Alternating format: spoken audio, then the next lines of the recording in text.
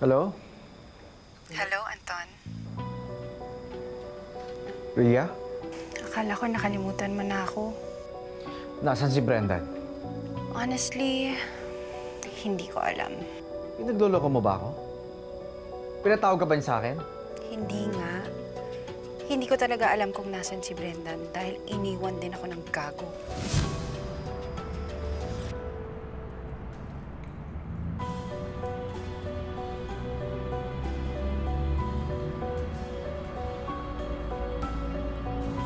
Niloko mo rin ba ako?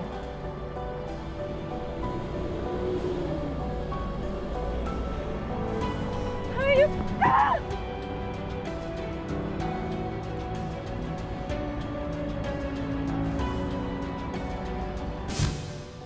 Kaya ako tumatawag sa'yo. Balita ko may idea ka kung saan siya nagtatago. Ano bang kailangan mo? I was thinking, maybe we can work together. Dahil alam ko kung paano pababagsakin si Brendan. Sige, pupuntahan kita. Anton? Saan ka pupunta?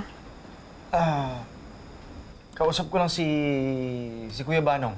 Tungkol dun sa motor niya na nasira pero mabilis na ako. Uwi na ako agad. Alis na ako.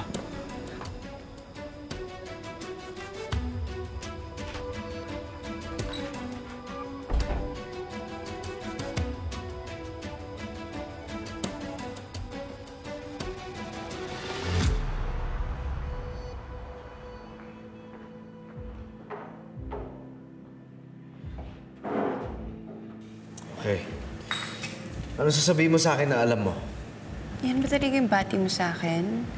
Wala man lang, hi, hello, I missed you. Riga, kaya ako nagpunta dito. Dahil sinabi mo sa akin na magtutulungan tayo laban kay Brendan. Ngayon, kung isa na naman to sa mga paandar mo, sinasayang mo na yung oras ko. Anton, sandali. Sorry, nagbibiro lang naman ako.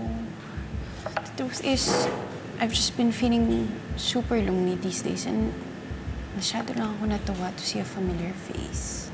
Pero tama ka, kailangan natin magtulungan laban kay Brendan. Why don't we order drinks? Para naman makapagkwentuhan tayo just like old times.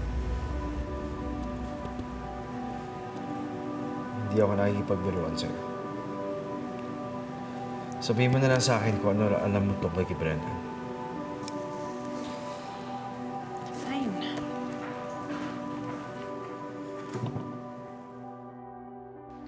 Lies. Lies. It's all lies. Imbento lang lahat ni Anton. Lahat ng sinabi niya doon sa vlog niya para matakasan to lahat. So, sinasabi mo ba na hindi ikaw ang mastermind ng BS Fund scam? No, Vanilla. Baka nato lahat ni Anton. Si Anton ang mastermind. Di ba vlog niya yun? Ginamit ni Anton ang vlog niya para manloko. Kaya enough is enough. Kailangan malaman na ng buong mundo kung ano ang totoo. Ilalabas ko sa tamang panahon. Hindi madaling kalaban si Brendan at nagsisimula na siyang kumilos. Kung hindi mo kilala ang kalaban mo, hindi ka mananalo laban sa